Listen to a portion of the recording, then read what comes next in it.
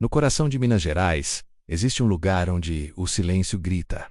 Barbacena, um nome que para muitos ecoa com o peso de uma história sombria. Uma história que o tempo se recusa a apagar. Bem-vindos ao Hospital Colônia, o palco do que ficou conhecido como o Holocausto Brasileiro. Fundado em 1903, o que deveria ser um santuário para pessoas com transtornos mentais, lentamente se transformou em um depósito de almas esquecidas.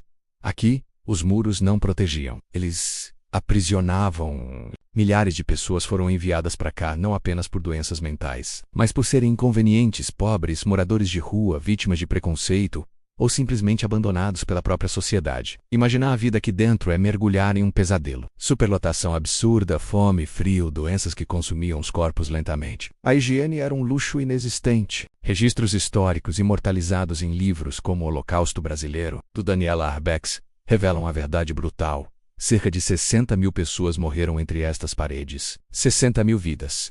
Cada uma com uma história, um nome, um rosto, reduzidos a números em prontuários amarelados. Os tratamentos, quando existiam Irã bárbaros.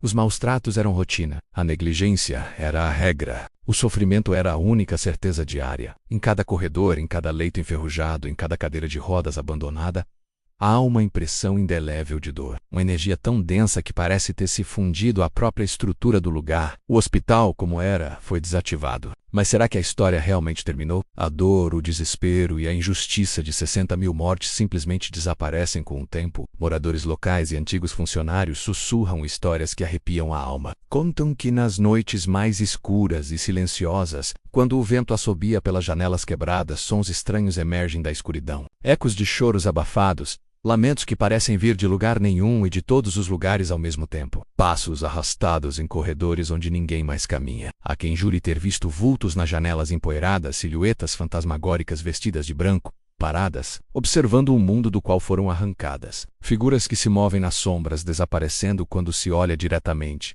Portas que rangem e batem sozinhas, como se uma mão invisível ainda vagasse por esses pavilhões da loucura. Seriam apenas lendas urbanas criadas pela imaginação fértil e pelo peso da história? Ou seriam manifestações reais, a prova de que algumas almas presas por um trauma inimaginável se recusam a encontrar o descanso? Talvez a dor tenha sido tão intensa que deixou uma cicatriz não apenas na terra, mas no próprio tecido da realidade. Um eco eterno de vidas interrompidas. Eles dizem que os fantasmas do Hospital Colônia não são assombrações violentas. São presenças tristes, melancólicas, espíritos que talvez ainda procurem pela ajuda que nunca chegou, que sussurram em busca de um pouco de paz, de um reconhecimento que lhes foi negado em vida. Cada ruído inexplicável, cada sombra no canto do olho, pode ser um chamado, um lembrete de que eles existiram e que sofreram. Essa história não é apenas sobre fantasmas. É sobre a memória, sobre a crueldade humana e sobre as feridas que uma sociedade pode infligir aos seus mais vulneráveis. Os verdadeiros horrores de Barbacena